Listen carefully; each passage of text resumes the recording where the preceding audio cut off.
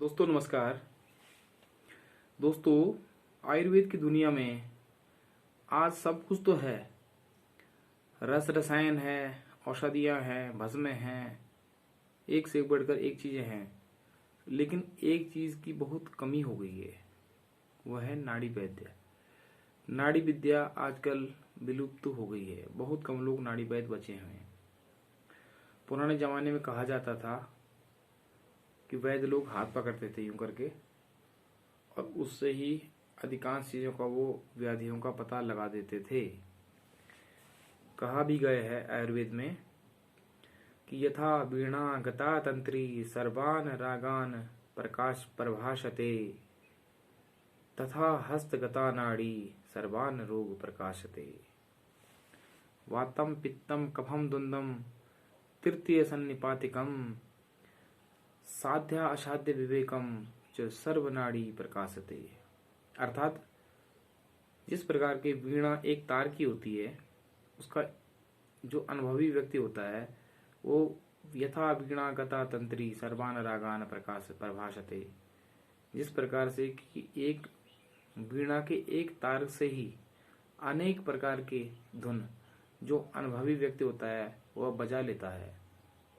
सा रे गा मा पा धा नी सा जो भी होता है, तार एक ही है। उसको पता है कि यहाँ पे पकड़ूंगा मैं तो ये धुन आएगी, यहाँ पे पकड़ूंगा ये धुन आएगी, इतना प्रेस करूंगा तो ये धुन आएगी, ऊपर प्रेस करूंगा ये धुन आएगी, नीचे प्रेस करूंगा ये धुन आएगी। तो उसी प्रकार से नाड़ी को जानने वाला व्यक्ति भी, नाड़ी वैद्य भी, एक नब्ज को पकड़ के नाड़ी को, मात्र एक नाड़ी को पकड़ के वह पता लगा देता था कि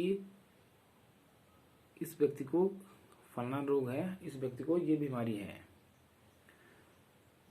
तथा हस्तगता नाड़ी सर्वान रोग प्रकाश होते, जो मैंने अभी कहा कि इसी प्रकार से हस्तगता नाड़ी, हाथ की एक नाड़ी को पहचान के सभी रोगों की परीक्षा हो जाती है। और ये विद्या आजकल बहुत कम हो गई है, क्योंकि ये क्या है, एक प्रैक्टिकल चीज थी, एक प्रैक्टिकल चीज है। दूसरा स्रोत में जो कहा है आगे कि वातम पित्तम कफम द्वंद्वम तृतीय सन्निपातिकम साध्या साध्य विवेकम जो सर्वनाड़ी प्रकाशते। वात पित्त कफ, ये जो अवस्थाएं होती हैं, एक अवस्था वात की होती है, दूसरी अवस्था पित्त की होती है, तीसरी अवस्था कफ की होती है।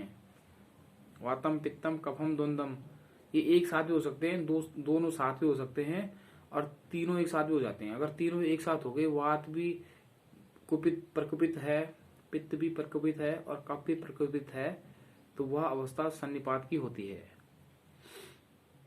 वातम पित्तम कफम द्वंद्वम तृतीय सन्निपातिकम साध्या असाध्य विवेकम से सर्वनाड़ी प्रकाशते, यानी कि साध्य असाध्य की अवेक की अपने अनुसार, अपनी बुद्धि के अनुसार, अपने विवेक के अनुसार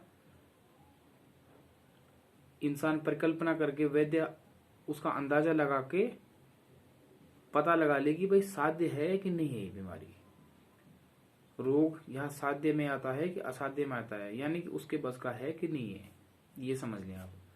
बाकी अपना अपना लेवल है उसमें। तो आज का ये टॉपिक था कि आज की डेट में सब कुछ है, बड़ी बड़ी फार्मेसियां हैं। मेरे एक बहुत पुराना वीडियो आप देखना उठा के, थोड़ा लंबा वीडियो है, वो 10-15 मिनट का होगा, ज़्यादा नहीं है।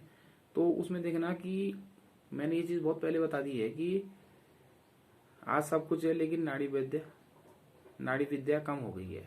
लुप्त नहीं हुई, अभी भी कुछ लोग हैं नाड़ी के। मैं खुद एक नाड़ी वैद्य हूँ। अब मैं आपको फोन पे तो नाड़ी का आपकी जान नहीं सकता, लेकिन उसमें क्या होता है कि जो लोग मुझे फोन करते हैं, बहुत सारे लोग फोन आते हैं, तो उनको मैं फिर दूसरे तरीके से मैं उसको डायग्नोज करने की कोशिश करता हूँ कि भाई प्रकृति कैसी है इनकी, मतलब किस तरह का स्वभाव कैसा है, आवाज मैं सुन ही रहा हूँ उनकी। दूसरा, जीभ का फोटो भेजो मुझे,